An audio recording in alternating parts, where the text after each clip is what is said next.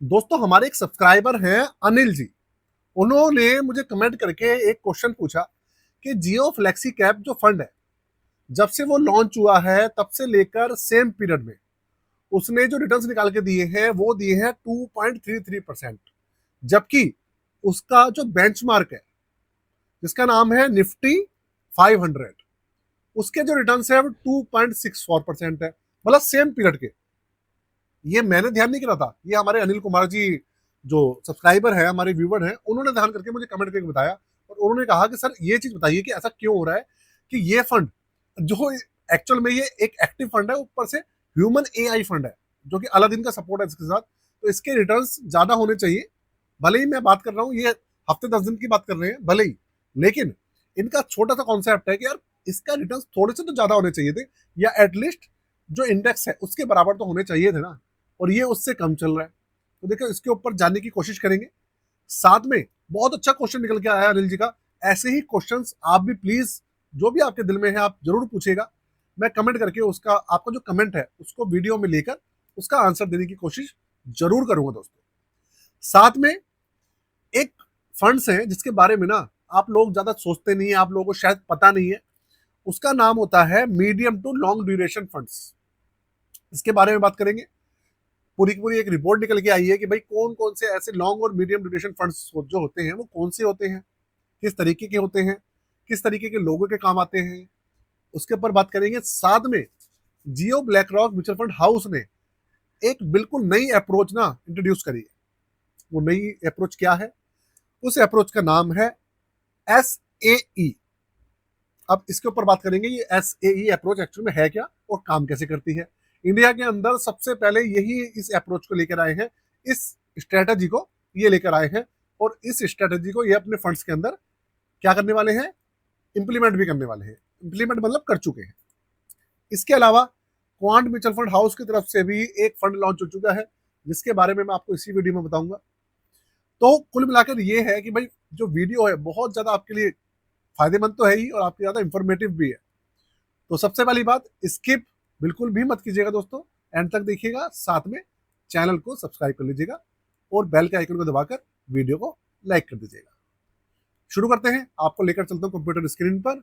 उसके बाद one by one सारी की सारी जो चीजें हैं मैं आपके सामने खुल के, कंप्यूटर स्क्रीन आपके सामने चालू हो चुकी है। सबसे पहले मैं जो बात करने वाला हूं वो है जो मीडियम टू लॉन्ग ड्यूरेशन के जो म्यूचुअल फंड्स हैं वो कौन से हैं और ये होते क्या है। देखिए इस साथ में लिखा हुआ है जो म्यूचुअल फंड जो मैनेजर्स हैं, जो दूसरे लोग होते हैं, वो एक्चुअल में हमारी मार्केट के अंदर तीन तरीके के इन्वेस्टर्स होते हैं। एक होता है एग्रेसिव इन्वेस्टर, जो कि भाई चाहता है कि ज्यादा से ज्यादा वो रिटर्न्स निकाल कर ले पाए मार्केट से। दूसरा होता है बैलेंस्ड, या जिसको रिटर्न भी चाहिए और रिस्क भी कम चाहिए, उसे हम कहते हैं बैलेंस्ड इन्वेस्टर। 50-50 रहता है उसका मामला, वो रिस्क भी 50 लेना 50% रखता है और रिटर्न्स भी 50-50% रखता है। तो मतलब बैलेंस से लेके चलता है वो। और एक होता है बिल्कुल कंजर्वेटिव इन्वेस्टर, जो कि भैया रिस्क लेना चाहता ही नहीं है। जैसे कि हमारे जो सीनियर लोग होते हैं, 50 साल से ज्यादा जिनकी एज होती है, और भी बहुत सारे लोग होते हैं, ऐसा भी जरूरी नहीं है 50 साल से एज वाले ही कंजर्वेटिव होते हैं। कई बार 20 साल के जो लड़के होते हैं भैया वो भी कंजर्वेटिव होते हैं। वो कहते हैं कि रिटर्न कम मिल जाए कोई प्रॉब्लम नहीं है, लेकिन जो पैसा है वो सुरक्षित रहना चाहिए। तो उसे कहते हैं कंजर्वेटिव इन्वेस्टर्स। तो ये एक फंड मैनेजर कह रहे हैं कि भाई फंड मैनेजर का मतलब ये है कि म्यूचुअल फंड इन्वेस्टर्स जो दूसरे लोग हैं वो ना, ये जो मीडियम ड्यूरेशन फंड्स होते हैं, लॉन्ग ड्यूरेशन फंड्स होते हैं, इनके बारे में बताते नहीं। एक्चुअल में जो डेट कैटेगरी होती है ना, उसके अंदर तीन कैटेगरी, वैसे तो बहुत सारी होती है, लेकिन इसके अंदर बेसिक जो इनकी सब कैटेगरी होती है ना, डेट कैटेगरी के अंदर, जो कि प्योर डेट कैटेगरी है, उसके अंदर करीबन 80 से लेकर 100% सिर्फ गवर्नमेंट बॉन्ड्स होते हैं और कॉर्पोरेट बॉन्ड्स होते हैं, इक्विटी नहीं होता। तो उनके अंदर तीन सब कैटेगरी होता है, एक होता है शॉर्ट ड्यूरेशन, एक होता है मीडियम ड्यूरेशन और एक होता है लॉन्ग ड्यूरेशन।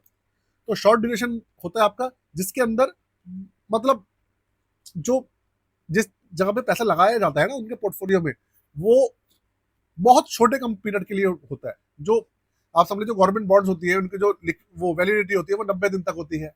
फिर मीडियम वाले 12 महीने तक रहते हैं, और फिर जो लॉन्ग ड्यूरेशन वाले होते हैं वो 12 महीने से ज्यादा, 2 साल 3 साल 5 साल के लिए भी होते हैं। मतलब जो लोग, वो जो कॉर्पोरेट बॉन्ड्स होते हैं, गवर्नमेंट सिक्योरिटीज जो होती है वो शामिल करते हैं पोर्टफोलियो में, उनकी वैलिडिटी की मैं बात कर रहा हूँ। आप लोगों की वैलिडिटी की बात नहीं कर रहा कि आप लोग कितने समय के लिए उसके अंदर मतलब शॉर्ट टर्म के लिए रखते हैं, लॉन्ग टर्म के लिए रखते हैं, मिड टर्म के लिए होते हैं। आप लोगों के पीरियड से कोई मतलब नहीं है इसका। इसका मतलब है जो म्यूचुअल फंड का पोर्टफोलियो होता है ना, उसके अंदर जो चीजें सिलेक्ट की जाती है उसके पीरियड की। तो जो शॉर्ट पीरियड वाली होती है उसके रिटर्न्स कम होते हैं, काफी कम होते हैं। जो मीडियम वाली होती है उसके रिटर्न्स थोड़े से ज्यादा होते हैं, और जो लॉन्ग ड्यूरेशन वाले होते हैं उनके रिटर्न्स थोड़े से और ज्यादा होते हैं।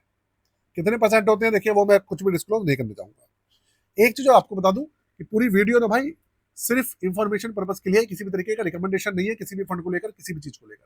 ये मैं आपको पहले ही क्लियर कर रहा हूं दोस्तों। तो भाई ये जो ड्यूरेशन के फंड्स होते हैं ना, ये होते हैं कंजर्वेटिव जो माइंडसेट वाले लोग होते हैं ना, उनके लिए बहुत काम के होते हैं। क्योंकि इनके जो रिटर्न्स होते हैं वो एफडी से ज्यादा होते हैं। मीडियम ड्यूरेशन और लॉन्ग ड्यूरेशन की बात कर रहा हूं मैं। उनके जो रिटर्न्स होते हैं वो एफडी से ज्यादा होते हैं। वो इन्फ्लेशन को ही बीट कर देते हैं, और पैसा भी उसके अंदर काफी हद तक क्या रहता है, रिस्क कम रहता है उनके पैसों में, क्योंकि सारा का सारा पैसा गवर्नमेंट के पास ही होता है या कॉर्पोरेट बॉन्ड्स वगैरह में इस तरीके के इंस्ट्रूमेंट्स लगा होता है। इक्विटी का उसके अंदर नामो निशान होता ही नहीं है।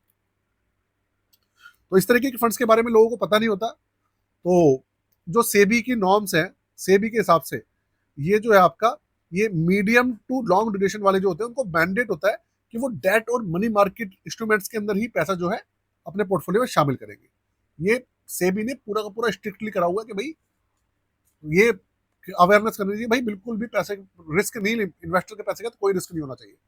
अब इसमें कौन कौन से आते हैं आपके आपके मनी मार्केट फंड आते हैं, ओवरनाइट फंड्स आते हैं, इस तरीके के जो फंड्स होते हैं ना वो आते हैं इन सब चीजों में। बाकी कौन कौन से फंड्स हैं कौन कौन से नहीं, देखिए इस बारे में मैं कोई बात नहीं करने वाला। ठीक, बहुत सारे फंड्स हैं भाई, बहुत सारे फंड्स हैं, और ऑलमोस्ट सबके रिटर्न्स वगैरह जो है ऑलमोस्ट ना सबके सेम ही रहते हैं। हल्का सा फर्क पता है कितना आता है, 10 पैसे का, 20 पैसे का, 0.20% किसी के रिटर्न में फर्क है। इतना फर्क रहता है, इससे ज्यादा कोई फर्क नहीं पड़ता अलग अलग फंड्स के अंदर, अलग अलग एएमसी का। तो ये तो बात हो गई हमारे मीडियम टू लॉन्ग ड्यूरेशन वाले म्यूचुअल फंड्स की। अब बात करते हैं क्वांट म्यूचुअल फंड की तरफ से आने वाला जो नया SIF फंड है। एक नया फंड इन्होंने लॉन्च किया है, वो है भाई क्वांट म्यूचुअल फंड हाउस जो है क्यू सिफ सेक्टर को रोटेशनल लॉन्ग शॉर्ट फंड जो है लॉन्च कर रहा है। क्यू SIF मैंने आपको बताया था, क्यू का मतलब क्वांट है, SIF का मतलब है सिस्टमैटिक इन्वेस्टमेंट फंड या इन्वेस्टमेंट प्लान भी कह सकते हैं, क्यों, जिसके अंदर मिनिमम जो इन्वेस्टमेंट अमाउंट होती है वो 10 लाख रुपए होती है, जो कि करीबन 90% जो इन्वेस्टर्स है उनकी पहुंच से बाहर है। पता नहीं, मुझे समझ में नहीं आ रहा कि क्यों क्वांट म्यूचुअल फंड हाउस वाले एक के बाद एक क्यू सिर्फ फंड के पीछे क्यों पड़े हुए हैं। एक रीजन इसके पीछे ये भी हो सकता है कि भैया इनको ज्यादा AUM चाहिए, ये रीजन हो सकता है, क्योंकि इसके अंदर मिनिमम 10 लाख रुपए है।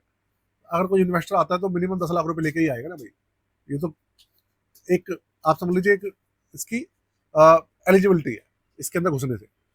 तो ये जो फंड है इसका नाम है क्यू सिफ sector rotation long short fund, ये इसका नाम है। जल्दी लॉन्च होने वाला है। ठीक, और इसके अंदर क्या होगा, निफ्टी 500 टोटल रिटर्न इंडेक्स, ये इसका रहने वाला है इंडेक्स। और ये संदीप टंडन जी, लोकेश गर्ग जी और अंकित पांडे, समीर काटे और संजीव शर्मा, ये लोग क्या करेंगे, इसको मैनेज करेंगे। और 1% इसका एग्जीक्यूट होगा 15 दिन के भीतर, उसके बाद 0% रहेगा। और 10 लाख रुपए इसके अंदर देखिए लिखा ही है, मिनिमम एप्लीकेशन अमाउंट है। और इसके अलावा इसके अंदर लिखा है कि भाई एलोकेशन जो होगी 80 से 100% वो रहेगी इक्विटी और इक्विटी रिलेटेड इंस्ट्रूमेंट्स, मतलब पूरा पैसा इक्विटी के अंदर ही रहेगा ज्यादातर। 0 से 20% ये कह रहे हैं डेट और मनी मार्केट फंड्स के अंदर भी ये रख सकते हैं, जो कि रखेंगे नहीं है, सारा इक्विटी में डालेंगे। तो भाई ये है, इस तरीके का फंड है। अब इसकी डेट वेट कब है वो जैसे ही आएगी मैं आपको बता दूंगा, डेट वगैरह मेंशन अभी नहीं है, जल्दी आने वाला है। अब आते हैं हमारे अगले क्वेश्चन पर। एक तो जो अनिल कुमार जी ने जो क्वेश्चन करा था वो, प्लस जो रिपोर्ट निकल के आई है ना, ये जियो ब्लैक रॉक की SAE टेक्नोलॉजी मतलब जो अप्रोच है ये क्या है, इसको मैं थोड़ा सा बताता हूँ आपको। देखिए बहुत सारे लोग ऐसे होते हैं कि भाई वो कह रहे होंगे कि भाई, बहुत सारे मेरे भाई हैं वो कहते हैं भाई जियो ब्लैक रॉक की आप बात कर रहे हो। तो दोस्तों मैंने आपको पहले भी पिछली वीडियो में बताया था कि भाई एक एक न्यूज को कवर करना, जो कि जिसके बारे में आप जानना चाहते हैं उसके बारे में बताना हमारा फर्ज है, हमें बताना ही पड़ेगा, भले रोज आए, भले महीने में एक बार आए, भले एक साल में एक बार आए। और एक्चुअल में क्या है, जियो ब्लैक रॉक एक तो बहुत बड़ी AMC से जुड़ी हुई है भाई, जियो वाला बहुत बड़ा ग्रुप है, भले AMC अभी बड़ी नहीं हुई है लेकिन जियो बहुत बड़ा ग्रुप है, ऊपर से ब्लैक रॉक वो दुनिया का सबसे बड़ा ग्रुप है। तो इसलिए इनके पास से ना कोई न्यूज निकल कर आती ही रहती है। ऊपर से नई AMC है तो ये खबरों में भी अपने आप को ज्यादा रखना चाहते हैं, नई नई चीजें लेके आते हैं ये लोग। तो भैया पब्लिक को बताना पड़ता है कि क्या सही है क्या गलत है, ये बेवकूफ बना रहे हैं या हकीकत है, ये पब्लिक को बताना हमारा फर्ज है। तो भाई वीडियो अच्छी लग रही है तो प्लीज चैनल को सब्सक्राइब कर दीजिएगा, और साथ में अगर आप अपना पोर्टफोलियो बनवाना चाहते हैं, आप अपना पोर्टफोलियो रिव्यू कराना चाहते हैं तो करवा सकते हैं। उसके लिए व्हाट्सएप नंबर दिया हुआ है मैंने डिस्क्रिप्शन के अंदर, आप जाके कॉन्टेक्ट कर सकते हैं। अब आगे चलते हैं। सबसे पहले मैं जो अनिल कुमार जी का क्वेश्चन है उसकी बात करता हूँ। वो कह रहे हैं कि जो एनएफओ पीरियड का ये नहीं, उन्होंने पीरियड मेंशन नहीं करा कि 10 दिन का पीरियड लिया है, उन्होंने 15 दिन का पीरियड लिया है, ये उन्होंने पीरियड मेंशन नहीं करा। उन्होंने कहा है कि जियो फ्लेक्सी का फंड 2.33% के रिटर्न दे रहा है, और जो बेंचमार्क है निफ्टी 500 इसका वो दे रहा है 2.64% रिटर्न। जबकि ये एक एक्टिव मैनेज फंड है और साथ में इसके साथ अल्लाह दिन भी है जिसके पीछे इतना हल्ला मचा हुआ है। तो देखो मैं आपको बिल्कुल सच्चाई बताऊंगा दोस्तों, नया फंड लॉन्च हुआ है, अभी 10 दिन में, 15 दिन में, 20 दिन में हम इस चीज पे नहीं आ सकते कि भाई वो एकदम से ही बहुत सबको बीट कर देगा। देखो मैं इस चीज के बारे में बिल्कुल, वो उनका जो क्वेश्चन है मैं उसका आंसर कर रहा हूँ। थोड़ा सा समय देते हैं यार, 6 महीने तो कम से कम लगते ही है, 6 महीना साल भर कुछ तो पीरियड देंगे ना हम फंड को, तभी तो पता चलेगा। मिनिमम साल भर एक छोटा सा अच्छा सा एनालिसिस करने के लिए, जिसके अंदर साल भर का डाटा, 6 महीने का, 3 महीने का, 1 महीने का, सबको पैरेलल रख के दूसरे फंड्स के साथ तब जाके एनालिसिस किया जा सकता है। 10-15 दिन में करना बेवकूफ़ी होगी, मतलब बचकाने वाली बात है। तो आप इन सब चीज़ों के ऊपर ध्यान मत दीजिएगा। अब चलते हैं भैया, इनकी जो ये जो अप्रोच है इसका नाम है सिस्टमैटिक एक्टिव इक्विटी, ठीक। और इनका कहना है कि जियो ब्लैक रॉक क्यों ये मानता है कि इंडिया जो इक्विटी यूनिवर्स है वो सिस्टमैटिक एक्टिव अप्रोच मतलब उसकी जरूरत है उसको इंडिया को। अब ये सिस्टमैटिक एक्टिव अप्रोच है क्या, ये देखते हैं। इसका मतलब है systematic active equity, SAE approach, जिसके अंदर technology driven instruments plus combined human expertise. मतलब कहने का मतलब ये है Aladdin software plus fund managers, इन दोनों को मिलाकर जो इनकी नई अप्रोच ये यूज कर रहे हैं, इसका नाम इन्होंने रखा है systematic active equity. Systematic active equity approach, इन्होंने बिल्कुल एक अलग तरीके से नई अप्रोच बनाई है। और ये कह रहे हैं कि भाई हम अपने जितने भी एक्टिव फंड्स होंगे, इनके एक्टिव मैनेज फंड होंगे, उनके अंदर ये इसी अप्रोच का यूज करने वाले हैं। अब ये अप्रोच काम की है या नहीं है, मैं इसके ऊपर बात करूं तो देखो जियो ब्लैक रॉक वाले तो बहुत कुछ कह रहे हैं कि भाई ये जो अप्रोच है ना जाने क्या क्या कर देगी, और जो फंड मैनेजर इसको मैनेज करते हैं फंड्स को, जो भाई हमारे ट्रेडिशनल जो फंड मैनेजर्स हैं जो कि पोर्टफोलियो को मैनेज करते हैं, उसको बीट कर देगा ये ऐसे ही अप्रोच, और अलादीन सॉफ्टवेयर ये कर देगा वो कर देगा। मैं उन सब चीज़ों के ऊपर नहीं जाऊंगा। इस चीज़ की हकीकत तब पता चलेगी जब मार्केट के अंदर इनके 2-4 फंड और आएंगे एक्टिव मैनेज फंड, और सबको साल भर, 6 महीना, 2 साल पुराने हो जाएंगे, और सारे के सारे फंड जो है कुछ टाइम पुराने हो जाएंगे। उसके बाद पूरी की पूरी कहानी निकल के आएगी कि इनकी जो SAE अप्रोच है वो कितना काम कर रही है। बाकी मैं और इसके ऊपर कुछ नहीं कहूंगा, देखते हैं बाकी आने वाले समय में क्या होगा। बाकी छोटा सा एग्जाम्पल जो है वो हमारे अनिल जी ने आपके सामने रखा ही है कि भाई भले 10-15 दिन का डाटा है, बेंचमार्क से कम रिटर्न निकल के आ रहे हैं इसी अप्रोच से। अब चलो ठीक है, वो तो यार कुछ कॉन्फिडेंस भी हो सकता है, इन्होंने जो स्टॉक्स लिए हैं वो कम रिटर्न दे रहे हैं अभी, ऐसा हो सकता है, लेकिन ये सब चीज़ें लॉन्ग टर्म में ही पता चलेंगी। बाकी ये जो मर्जी कहते रहे, सब वो बेकार की बातें हैं, कुछ नहीं, वाह लूटनी है और हाइप बनाना है, बस इसके अलावा और कुछ नहीं है।